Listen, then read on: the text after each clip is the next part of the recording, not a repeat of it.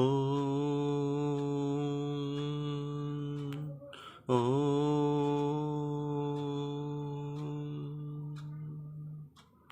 Om Anandamayi Chaitanyamayi Satyamayi Parame. Om Sri Aurobindo Mira is my refuge. Namaste. Good morning. Vande Mataram. Welcome all of you. Today, this morning, of course, we are going to have a very sensitive discussion, a very interesting discussion on Mother's Arrival Centenary Part 2. Initially, we have discussed about her the glimpse, initial stage of mother, and in this topic, arrival centenary, mother's arrival centenary part 1. So now we are going to have a glimpse for the second part, of course, mother's arrival in Pondicherry and centenary celebration, arrival centenary celebration we are seeing. So before going, we will have a glimpse at the initial sadhana, then we will proceed to the further deeper discussion. So the mother feels it is a constant union. The mother grew up in Paris. We know already, we have discussed this birth and all in part 1 we have discussed. She grew up in Paris, the metropolis of the great painters of the Impressionism. It was a time when artists like Matisse, Manet, and Cezanne so just rose to its world fame. They were great artists of that time from Paris, France. So in this very milieu, she lived and moved among the cultural grade of the time. That was actually, time was ripe with this cultural heritage. This was going, and she was there. She had finished her studies at the Academic Julian, and some of her paintings had been exhibited in Salon. At the age of around 19, on 13 October 1897, so this was the great, she had some union with the great painter, with Gustave Moreau. So there was this constant union, and feel this art, architecture, music, everything. Actually, there was a growth, progress. That there was a constant union and constant progress. So mother quotes again, the Vivekananda's Raja Yoga came into my hands. It seemed a marvelous that someone is able to explain something to do me, and it enabled me to achieve a few months something which I might have taken years. So this yoga, mother quotes about the Raja Yoga, that was a very much interesting. About Gita, mother of course quotes, read the Gita. There was actually, somebody told him, I met a man who had a great man, of course, Indian. He had a suggestion. He told me, read the Gita. This translation of Gita, which is not up to not up to much, but still then he has to read. And but it was only one in French. At that time, I would not have been able to understand anything in other language, because that was French mother language. So that was the only translation. The English translation was just in as bad, so it did not have. So Sri Aurobindo had not yet written his own translation. So she had to read the Gita and take Krishna as the symbol of immanent divine. That was the man said him.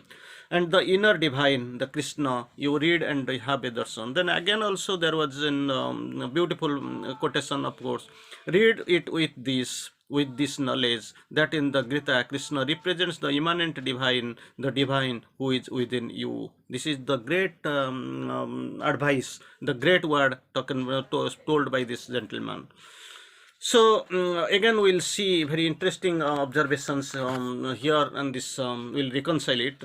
The mother later explained to her students that the Gita was an important scripture which elucidated an important truth, that one thing is missing in it, the idea of the transformation of the outer nature of man. That is not there. In Gita, so many things are there, but this transformation of the outer nature is lacking, which is the main object of Sri Aurobindo's integral yoga, mother quotes. Then we'll see something interesting way. We'll proceed. We'll move fast towards the mother's journey to Pondicherry. After a few years, the mother had a beautiful trip. That was a good divine plan to move with Mr. Paul Richard to India. So, this Paul Richard was a very gentleman and well-read philosopher, and well-known and well-read philosopher at that time, who was interested in Eastern and Western spirituality as well as the Vedantic yoga. With him, actually, mother was accompanied to Pondicherry.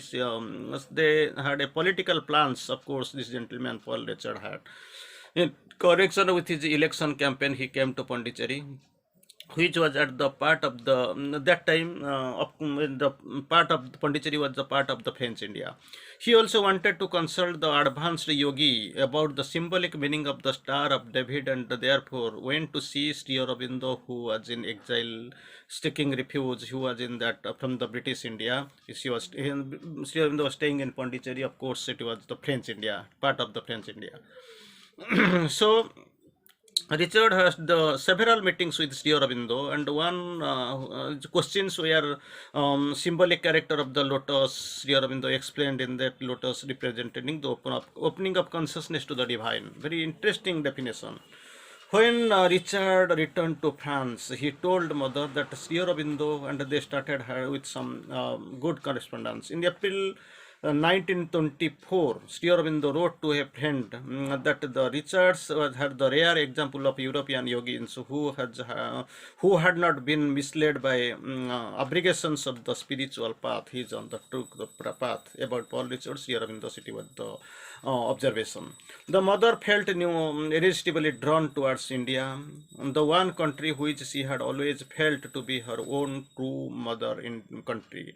In 1914, of course, her longing was at last got fulfilled, and could embark on a journey to Pondicherry with Mr. Paul Richard. They left Paris on 5th March 1914, and the next day they boarded at Kagamaru, a Japanese steamer, towards Pondicherry. The mother and Paul Richard left boat at Colombo and arrived Pondicherry on early hours of March 29th. Even while approaching the town, the mother had a vision of huge column of light in the center of Pondicherry. This was the first glimpse, first of some. A huge column of light in the center of Pondicherry, and intensity of the light became greater when they got down at the railway station of Pondicherry. This was the great event and the great experience and the great light. She was touched by the great light. That is the divine center, the divine guidance was there. On the very day of the arrival, Richards and Sri Aurobindo in the afternoon at the place Rue François Martin Street.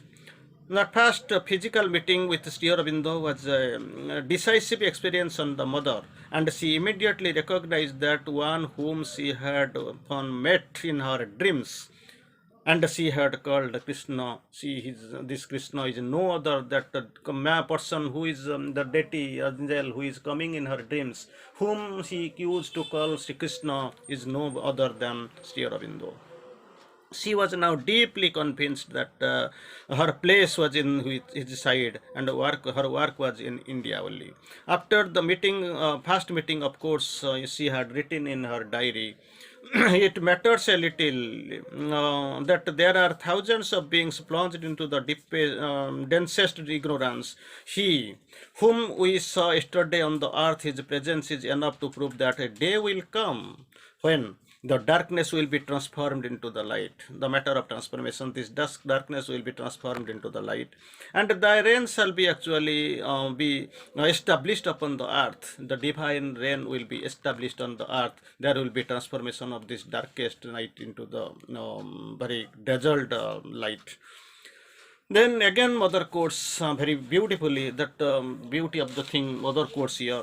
Yeah, I shall relate the experience of mine. I shall relate the experience of mine first when I first met Sri Aurobindo in Pondicherry. I was in deep concentration, setting the things in the supermind. Just imagine her feelings, how it was. Setting the things in the supermind, things that were to be, and but which were somehow not manifesting. That's super minds here. So setting, but actually it is not manifesting. The world is not preparing. The people don't know that consciousness is not that much elevated. I told Sri Aurobindo which I had seen and asked him if if they would manifest. That was the question. That was the approach. She is asking Sri Aurobindo. And Sri Aurobindo simply said yes, only one word, yes. And immediately I saw that supramental had touched the earth and was beginning to be realized. That was the experience, true experience of supramental by mother. This was the first time I had witnessed the power to make real what is true. Then it is a very good good of course this thing we have seen of this Radha's Prarthana, the great surrender, whom with the first sight actually she surrendered, she became empty slate. That experience we have years later. So Barindra, we have seen the Sri Aurobindo's younger brother, who had just come back from Andamans, asked Sri Aurobindo. The mother has written in her prayers that what she felt and what she saw you. But what was your feeling when you saw the mother? Barindra asks his brother Sri Aurobindo. Sri Aurobindo explains. Sri Aurobindo thought for a moment and told her, just after a little concentration, told, that was the first time I knew that a perfect surrender to the last physical cell was humanly possible. That supreme surrender was no way till that hour updated time. It was not possible. Sri Aurobindo feel. This was the first time I knew that perfect surrender to the last physical cell was humanly possible. Humanly possible. It was when the mother came and bowed down down. I saw the perfect, complete surrender in action. Perfect, complete surrender in action. That was the mother's Sri Aurobindo's message, quotings on mother's surrender. Then next, in 1914, that was the identification with the Universal Mother took place. In 19, the identification with the Universal Mother took place. The identification of the physical consciousness with her. Of course, I knew before this that I was the mother, but the complete identification took place in 1914. Mother had the observation. Then what happens in 1915, February 21st, the mother's birthday was celebrated in Pondicherry for the first time. She had completed 37 years of age. As the war began, she left India on February 22nd, very next day after celebrating the birthdays in 1915. Of course, she left and returned to France. Then what happened in March 14, 1916, mother set for London for Japan from Japan, London to Japan. She arrived in May and remained there until 1920. Very beautiful for almost for 4 years. Her time in Japan was spent mostly in Tokyo, 16 to 17, and Kyoto, 17 to 20. During that 1 year stay in Tokyo, the mother came in contact with Dr.